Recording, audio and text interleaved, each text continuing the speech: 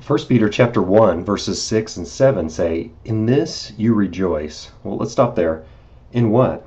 Well, in our eternal inheritance that Peter had just been describing, and in the fact that God is keeping us through faith in this life for salvation ready to be revealed at the last time.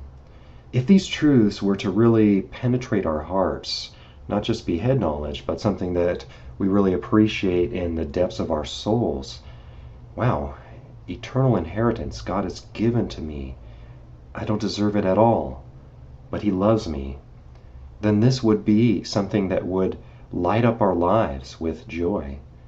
In this we would greatly rejoice.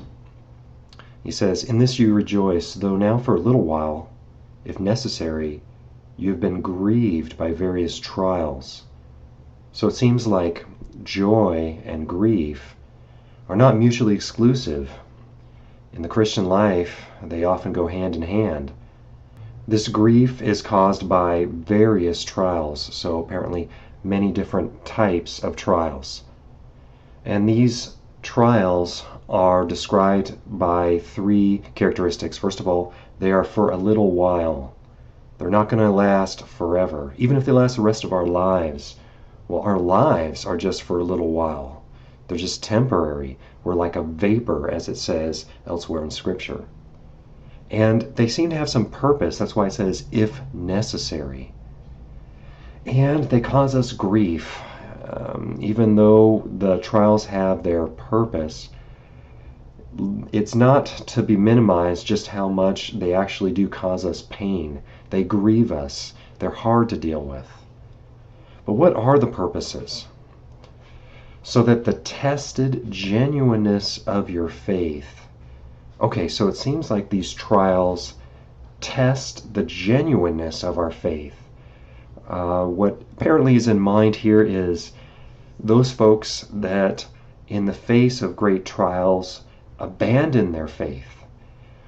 Those show that their faith was not genuine, but those that persevere through the trials, they prove that their faith was real, that God really did give it to them and actually did put it into their hearts. Now, this faith is called more precious than gold that perishes though it is tested by fire. Now, gold is considered very precious, one of the most precious of all commodities.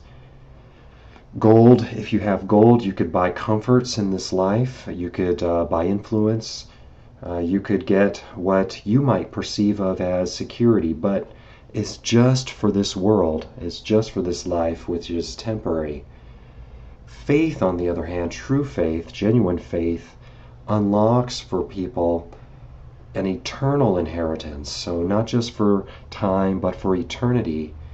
And not just the things in this world that are pleasant, but the glory of God to enjoy that forever. So faith is much more precious than gold. Now, Peter says something interesting here. He says, gold perishes though it is tested by fire. We don't tend to think of gold as perishable. We tend to think of it as imperishable. But in the internal perspective, I guess it is perishable. Even though here it is tested by fire, the idea seems to be that you could heat up gold and be able to test its genuineness or to scrape off the impurities in the same way that our lives are heated up and the genuineness of our faith and the purity of our faith is refined and proven. Now, what's the result? This may be found to result in praise and glory and honor at the revelation of Jesus Christ. Revelation of Jesus Christ is when He will come back and make the world right.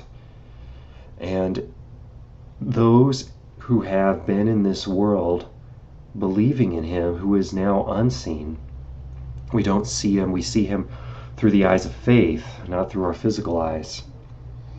Well, this will result in praise and glory and honor when we do see Him face to face, as we have persevered under trial.